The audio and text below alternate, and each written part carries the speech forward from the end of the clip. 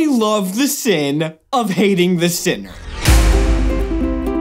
Christians talk a big game about love, grace, and forgiveness. But when it comes down to it, do we really mean it? I mean, really? Because I've noticed that Christians, myself included, can be really reactive. One moment, we're happily enjoying an after-church potluck. Man, it is just so great to fellowship with other believers and be built up in the faith. Amen. God is so good. I trust Him completely in every area of my life. And then the next moment... Did you hear about the latest media-manufactured controversy in the culture war? It's the end of America as we know it! God won't bless us much longer. We're like a big angry mob that just responds out of fear anytime we feel threatened. And we feel threatened a lot. It's like that old song. And they'll know we are Christians by our protests. Change laws, not hearts. Change laws, not hearts. But didn't the guy that the whole Christianity thing is based on, didn't he say not to do that? Jesus, Jesus, we found a woman caught in the act of adultery, Jesus. Should we stone her, Jesus?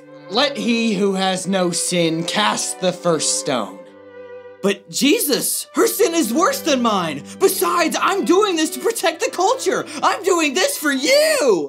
You're not doing anything for me. It's like we can't control our own lives, so we try to control other people. I mean, sure, by the standards I claim to live by, I'm pretty messed up too, but I don't want to talk about me. I want to talk about them, because that's easier than confronting my own issues. How uncomfortable would that be? Dude, you're not gonna believe what I just heard about Jim. Oh boy, I bet whatever he did is way worse than talking about people behind their backs. We are such great Christians. I don't want to get to know people I disagree with. Are you kidding me? I'd rather just judge them and feel threatened by them. Besides, some of their unchristianness might rub off on me. So I just try to keep my distance from those people while ignoring the fact that the guy on whom I pretend to base my life, pretty much all he did was hang out with people that made the religious people uncomfortable. Excuse me, sorry. Jesus, you have to take a look at this. Isn't it horrible?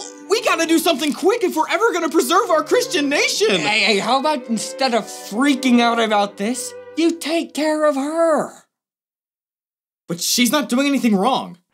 Bottom line, it's way easier and more comfortable to my way of living to respond out of fear than out of love. So I'm probably not the best example of Jesus all the time, but much like a real war, we're in a culture war where the ends justify the means. Because we have the greatest, best country ever to preserve here. If America goes under, God has nowhere else to go. So onward, Christian soldiers.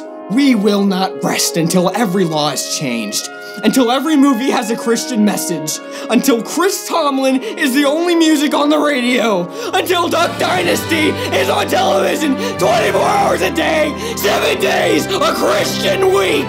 God bless America! I just wanted to know what it was like to have a beard like Taylor Jones from the Vespers. Oh, and speaking of the Vespers, go check out their Kickstarter. They're funding their project right now. They want to make another CD. Who wouldn't want that? Okay, click it or go to the description below and please help our friends out. They're great. Hey Christian. What? What's the one thing that you would want the most in the entire world? To be a messy Mondays! Done. Woo!